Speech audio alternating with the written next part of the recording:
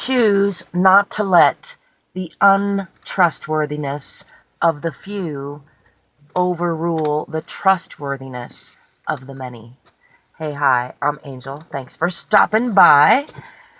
I was just thinking about trustworthiness and how in a large institution and in large groups, a lot of times we tend to let the abuse of trust or the untrustworthiness of one incident lower our standard of trust across the board. So, for example, if one person shoplifts, then we add a security system to, and of course I'm exaggerating a little in that example because it probably took more than one person. But in any case, there's a threshold where the low standards of the few bring down the standards of the many, and in an effort to protect from that lack of trust. And I'm just casting my vote for let's go the other direction. I would rather be fooled now and then than never trust anyone fully. So, and I haven't always felt that way. So, I'm not trying to say you have to feel that way or you're wrong if you don't feel that way. And in fact, I'm interested to know your thoughts on the subject. Love to converse with you or start a conversation with you if you want to tell me what you think about how you should react when someone isn't trustworthy. And I look at it both ways. So with my personal relationships, if a person that I'm having a relationship with breaks my trust somehow, of course it depends on the degree, but in general, I'm not going to let one incident overrule all the incidences of trust necessarily. Again, there's probably a few, examples that we could all come up with that are so deep cutting to us personally that we're not sure we could get through them, and hopefully we don't have to find out. And the same applies overall in general. So I think common area is in love relationships and in business and in politics, all of them really, where it's easy to so the old once bitten, twice shy analogy, is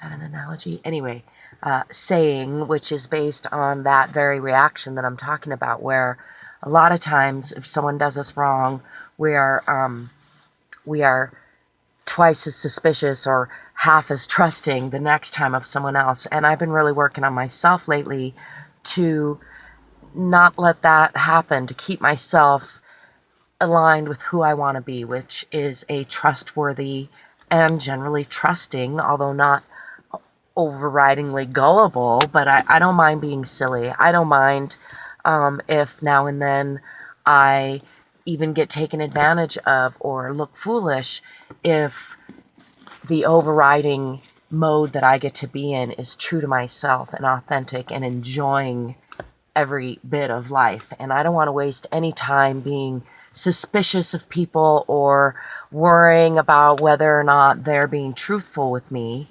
Of course, if I find out someone's not being truthful with me, I take that into play. And again, I try not to take that personally. I say, that's their problem if they don't know how to be truthful.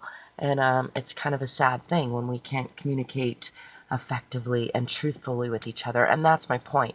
If I give in to being suspicious of people and thinking they're not trustworthy, then I'm going to start to withhold information. It's going to lessen my communication.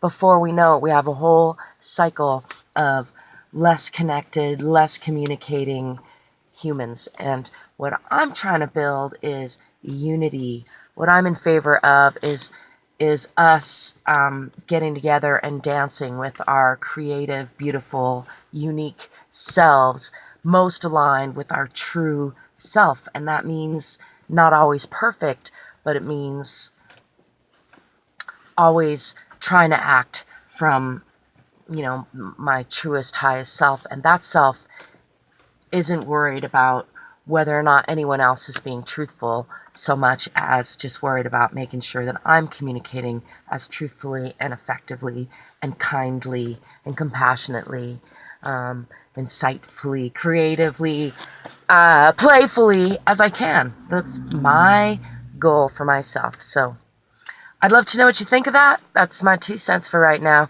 Ooh, I'm in my new 2010 new to me Prius right now, trying it out. I think I'm going to be buying it, and I'm pretty excited about that. I'll tell you more about that real soon. Till next time, peace, prosperity, positivity, and playfulness.